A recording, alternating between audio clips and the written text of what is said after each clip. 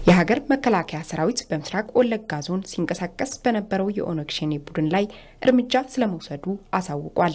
የተማረኩ የቡድኑ አባላትም ቡድኑ ለሁለት በመከፈል እርስ በርስ ወደ ውጊያ መግባቱን ተናግረዋል። በመሆኑም የቀሩ የቡድኑ አባላት በሰላም እጅ በመስጠት ወደ ሰላማዊ ኑሮ እንዲመለሱ ጥሪ አቅርበዋል።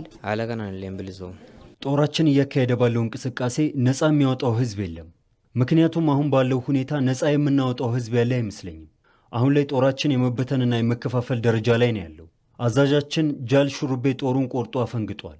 አብዛኛው ሰራዊት ይህን ተመልክቶ እጅ እየሰጠ ነው። አሁን ባለው ሁኔታ ከእንግዲህ ጦሩ ብዙ ርቀት የሚጓዝ አይመስለኝም። በየጫካው ተበታትነው ያሉ የትግል አጋሮቼ ይህን ተገንዝበው በሰላም እጅ እንዲሰጡ መልእክቴን አስተላልፋለሁ። ሻንጃ ጨፈሬ ጅሩ ነቀምቴ ገነጀለጀለ ሻምቡ ጀለጀረ ጦራችን በ6 ተከፋፍሎ በነቀምቴ በሻምቡ በኤምበንቱና ሌሎች ስፍራዎች በመሽለክለክ አገር ነጻ እናወጣለን ማለት ዘበት ነው። ይልቁንስ ሰላም የሚፈልገው በሰላም እጁን በመስጠት ወደ ሰላማዊ ህይወት መምጣት አለበት። ትናንት በአንድነት እንታገላለን ብለን አብረን ተሰልፈን ስንነሳ ዛሬ ለ5ና ለ6 ተከፋፍለን እየተታኮስን እየተገዳደልን አገርና ህዝብን ነጻ እናወጣለን ማለት እንደማይቻል ተገንዝበናል። ለህዝብ እየታገሉ ህዝብ መዝረፍ፣ ህዝብ መግደል ተገቢ አይደለም። ከዚህ ሁሉ ወደ ሰላማዊ ህይወት መመለስ ይገባል። ይሮድራ አለው በሬዳ አንስቻዱሬ አካዚኔ ተመነይ ባነስ መጀመሪያ ላይ ጥሩ መስሎን ለህዝብ ነጻነት ነው ብለን ነበር ወደ ትግሉ የገባ ነው። ውስጥ ስንገባ ያየነው ተገላቢጦሽ ነው። ሰራዊቱ እርስ በርሱ አይግባባም። እርስ በርሱ ይጣላል፣ ይገዳደላል፣ አንዱ ሌላውን ያጥላላል። ጦሩ በራሱ ለ3ና ለ4 ተከፋፍሎ ሁሉም በየጎራው ነው የሚንቀሳቀሰው። አውቀንም ሆነ ሳናውቅ ህዝብ ማሰቃየት፣ መጨቆን፣ መግደልና መሰል የጭካኔ ተግባራትን ስንፈጽም ነበር። አሁን ላይ ተግባራችን አግባብ እንዳልነበር ስለተረዳን የኦሮሞ ህዝብን ይቅርታ እንዲያደርግልን ነው የምንማጸነው። ትግሉ እውነት መስሎን ከቤት ወጥተናል። በሂደት ግን ያሰብነውና የወጣንለት ዓላማ ሳይሆን ሲቀር ውዥንብር ውስጥ ገባን። በዚህ ውስጥ እያለውን የተማረኩት በተግባራችን ህዝቡ ሲሰቃይ ሲሸማቀቅ ነበር። ሰራዊታችን ውስጥ አለመግባባቶች፣ የመበታተን፣ የመከፋፈል፣ የመለየት አደጋ ገጥሞታል። ከላይ እስከታች ያለው ሰራዊታችን አቅም እየመከነ ነው። እኔ እንደማስበው ለኦሮሞ መታገል እንደዚህ አይመስለኝም። ኦሮሞን ነፃ የምናወጣው ቢሆን ኖሮ ከዚህ ቀደም በጭቆና ውስጥ እያለ ነበር ነፃ የምናወጣው። ነገር ግን ዛሬ ላይ ነፃ የምናወጣው የኦሮሞ ህዝብ የለም እየጨቆን ነው ካልሆነ በስተቀር።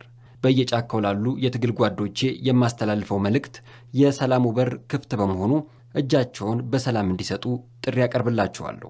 ለተገኘው ድል የአካባቢ ማህበረሰብ ጥቆማ ከፍተኛ ሚና እንደነበረው የጠቀሱት ደግሞ የ33ኛ ክፍለ ጦር አዛዥ ኮሎኔል አባይነህ አስማማው ናቸው። ኃይል 49 ነው የገደልንበት። 49 ገለንበታል።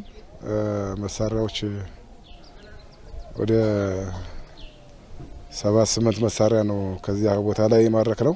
ጉቶ ጊዳያ እና ዋዩ ጥቃ ላይ ማታ ሻርብ 11 ሰዓት ላይ አድፍጠን የቆየ ነው መጣ።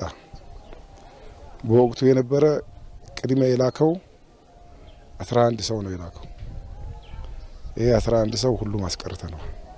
ወደ 16 መሳሪያ ያስቀረ ነው። ክላሽ ከዚህ አንድ ብሬን፣ ሽጉጥ 2 ሽጉጥ አለ። ቦገጭ ገጭም 4 አሉ።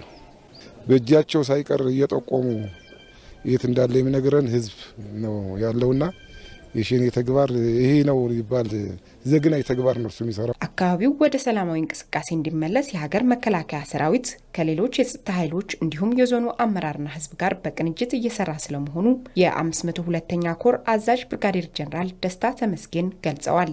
በየደረጃው ባለው በዞንም በወረዳም የምናረጋቸው ምክክሮችና ውይይቶች አሉ። ከዚህ ጋር ተያይዞ በርከት ያለ የሸኔ አባላት እጁን እየሰጠ ነው።